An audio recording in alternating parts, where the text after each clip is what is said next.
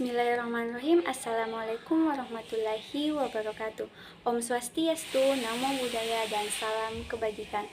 Halo teman-teman, apa kabar hari ini? Semoga baik-baik saja ya, dan jangan lupa menjaga kesehatan. Sebelumnya izinkan saya memperkenalkan diri. Perkenalkan, nama saya Husnul Hatimah dari Prodi Teknik Budidaya Perikanan kelas A. Ini saya akan mempresentasikan materi tentang definisi probiotik beserta manfaat, syarat pembuatan, jenis bakteri, dan teknik pembuatan bioflok untuk budidaya ikan nila. Untuk memenuhi mata kuliah mikrobiologi perairan dengan dosen pembimbing yaitu Bapak Ardana Kurniaji, SPI, MSI. Definisi probiotik. Definisi probiotik yang saat ini banyak diacu adalah yang dikeluarkan oleh FAO atau WHO 2001 dan 2002, yaitu mikroorganisme hidup yang apabila dikonsumsi dengan jumlah yang cukup dapat memberi manfaat kesehatan. Ada 3 hal yang harus dipenuhi oleh mikroorganisme probiotik. Yang pertama yaitu mikroorganisme dalam kondisi hidup saat dikonsumsi dan mampu berkolonisasi di kolon atau usus besar. Yang kedua, jumlahnya cukup, dan yang ketiga, membawa manfaat terhadap kesehatan tubuh. Definisi ini selanjutnya dikuatkan oleh ISAAP, International Scientific Association for Probiotics and Prebiotics 2014, dalam sebuah konsensus yang mengusulkan bahwa probiotik tidak hanya di mikroorganisme yang hidup saja, tetapi merupakan strain yang teridentifikasi dengan baik. Selanjutnya, manfaat probiotik. Probiotik sebagai bakteri, baik probiotik dapat memberi manfaat bagi tubuh dengan cara memicu pertumbuhan bakteri, baik baru yang hilang karena pengobatan antibiotik. Probiotik juga membantu menekan bakteri buruk dalam pencernaan yang dapat menimbulkan gangguan, serta menyeimbangkan jumlah bakteri baik dan buruk. Ada beberapa kondisi yang dapat dibantu penyembuhannya dengan menggunakan probiotik. Misalnya, yaitu membantu meredakan diare yang disebabkan virus, bakteri, atau parasit maupun yang disebabkan hal lain, seperti reaksi terhadap antibiotik. Probiotik merupakan salah satu jenis makanan untuk bayi, diare, atau orang dewasa yang boleh dikonsumsi. Poin yang kedua, manfaatnya itu meringankan sindrom iritasi usus, irritable bowel syndrome, meredakan gejala penyakit radang usus, inflammatory bowel disease. Poin yang ketiga, manfaatnya yaitu mencegah alergi dan pilek serta mengobati batuk kering, menjaga kesehatan saluran kemih dan vagina. Manfaat selanjutnya, membantu meringankan gangguan kulit seperti eksim, menjaga kesehatan mulut, menurunkan risiko infeksi pernapasan. Selanjutnya yaitu syarat pembuatan probiotik pada dasarnya. Aspek-aspek yang perlu diperhatikan untuk memilih bakteri probiotik untuk industri adalah sebagai berikut. Yang pertama, asal-usul strain probiotik dan status keamanannya, yaitu bakteri probiotik yang banyak beredar di pasaran saat ini kebanyakan berasal dari mikrobiota usus manusia sehat, namun banyak pula yang diisolasi dari makanan, fermentasi. Pemilihan mikrobiota usus sebagai asal probiotik untuk mendapatkan strain yang memang dapat hidup dan berkembang baik di usus. Namun, makanan fermentasi juga merupakan sumber yang ideal karena makanan ini telah dikonsumsi secara turun-temurun selama berabad-abad dan terbukti aman. Identifikasi yang jelas terhadap strain yang digunakan itu juga diperlukan, tidak hanya berdasarkan karakteristiknya atau fenotip namun juga berdasarkan molekuler. Strain probiotik juga harus disimpan pada kultur collection yang beredutasi internasional. Aspek selanjutnya yaitu aspek fisiologi strain probiotik.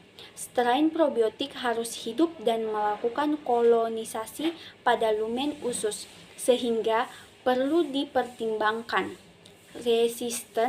resistensi terhadap pH rendah dan Bell sel termasuk kemampuan aderensi pada sel epitel manusia. Pertimbangan yang lain adalah memiliki aktivitas antimikroorganisme serta kemampuannya untuk menghasilkan enzim atau metabolit tertentu yang dapat membawa manfaat bagi tubuh inang. Daya antagonistis terhadap patogen enterik spesifik atau kalau di Indonesia patogen tropis perlu dipertimbangkan. Jadi kemampuan mengasimilasi serum kolesterol dan mendekonjugasi bile salt. Adapun memproduksi asam amino, GABA, asam folat, vitamin bahkan serotonin serta memiliki beta-galaktosin A serta enzim-enzim yang lain merupakan aspek-aspek yang banyak diteliti. Ada pula jenis-jenis probiotik. Jenis yang pertama Lactobacillus. Jenis probiotik ini secara alami ada dalam sistem pencernaan kemih dan alat kemaluan tubuh. Contoh makanan yang mengandung probiotik jenis ini adalah yogurt. Beberapa suplemen makanan juga mengandung bakteri ini. Lactobacillus jamak digunakan untuk mengobati dan mencegah berbagai macam penyakit dan kondisi kesehatan. Studi menunjukkan manfaat probiotik jenis Lactobacillus diantaranya untuk mengatasi infeksi jamur, bakteri vaginosis, infeksi saluran kemih, sindrom iritasi usus, diare, dan mencegah infeksi saluran pernapasan. Selain itu, Lactobacillus juga bisa mengobati intoleransi laktosa, masalah kulit lepuh, enzim, jerawat, dan sariawan. Bifidobacteria adalah jenis-jenis bakteri. Bakteri sehat ini bisa ditemukan secara alami di usus besar. Bakteri ini bisa muncul selang beberapa hari setelah bayi dilahirkan, terutama bagi bayi yang disusui ASI. Penelitian telah menunjukkan Bifidobacteria dapat membantu meningkatkan lipid darah dan toleransi glukosa. Bifidobacteria juga terbukti efektif meringankan gejala iritasi saluran pencernaan seperti sakit perut, kembung, dan gangguan pencernaan lainnya. Selanjutnya pembahasan tentang teknik pembuatan bioflok untuk budidaya ikan nila. Bioflok berasal dari kata bios yang artinya kehidupan dan vlog yang bermakna gumpalan, sehingga bioflok adalah gumpalan dari berbagai jenis organisme seperti jamur, bakteri, alga, protozoa, cacing, dan lain-lain yang tergabung dalam gumpalan. Cara budidaya ikan nila dengan sistem bioflok. Sebelum memulai proses budidaya, ada beberapa tahapan-tahapan persiapan budidaya wajib yang harus diperhatikan, yakni mulai dari benih ikan, persiapan media air, dan perawatan ikan nantinya. Sistem bioflok mempunyai tahapan-tahapan. Tahapan pertama yaitu seleksi benih ikan. Benih ikan jelas menentukan keberhasilan panen nanti. Mengapa? Karena budidaya ikan nila dengan sistem bioflok sangat mengandalkan benih ikan yang sehat, karena bioflok memanfaatkan bakteri sehat. Apabila benih ikan dibeli dari luar, maka perlu dilakukan proses karantina ikan bertujuan untuk memastikan bahwa kondisi ikan sudah benar-benar sehat sebelum ditebar ke dalam kolam bioflok. Proses ini membutuhkan waktu kurang lebih 4-7 hari. Selanjutnya tahapan yang kedua yaitu persiapan media air. Media air yang dimaksud yakni persiapan kolam bioflok dan beberapa hal yang perlu diberikan ke dalam air untuk menumbuhkan bakteri baik. Persiapan ini sebaiknya dilakukan bersamaan dengan proses karantina ikan agar ketika ikan sudah siap, medianya pun sudah siap juga. Mengisi air sesuai yang dikehendaki atau menyesuaikan diameter.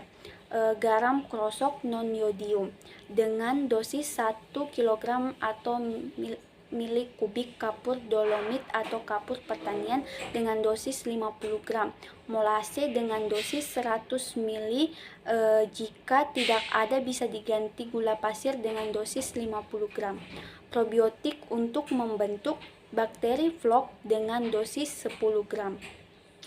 Tahapan yang ketiga yaitu pemeliharaan ikan setelah benih masuk ke bak. Pemberian pakan 2 kali sehari yaitu jam 8 pagi dan jam 3 atau 4 sore. Pemberian pakan yakni 3% dari biomassa. Bagaimana cara mengetahui biomassa? Jadi yakni dengan pengambilan sampling selama pemeliharaan kurang lebih 30 ekor. Kemudian ditimbang satu persatu dan dihitung bobot rata-rata satu ikan. Kemudian dikalikan 3% dan akan ketemu pakan harian. Tahapan yang keempat yaitu kontrol volume flok dan kondisi air setelah semua proses persiapan dan pemberian pakan rutin. Pengontrolan volume flok dan kondisi air juga perlu diperhatikan. Pengontrolan flok minimal seminggu sekali dengan mengambil sampling air dan diendapkan selama 5 menit untuk mengetahui kondisi air, warna air. Ada pula tebar padat nila sistem kolam bioflok. Tebar padat nila pada sistem bioflok dapat mencakup lebih banyak, yakni 1 kubik air dapat 10-200 ekor diameter, 300-600 ekor diameter. Diameter 4 sama dengan 12, isi 1200. Lalu karena berdasarkan perhitungan berikut, 1 kolam diameter 4 sama dengan 4 kolam diameter 2, 1 kolam diameter 4 sama dengan 2 kolam diameter 3. Jadi itulah tadi materi. Maaf apabila ada salah kata dan salah definisi, karena di sini kita sama-sama belajar. Sekian dari saya. Wassalamualaikum warahmatullahi wabarakatuh.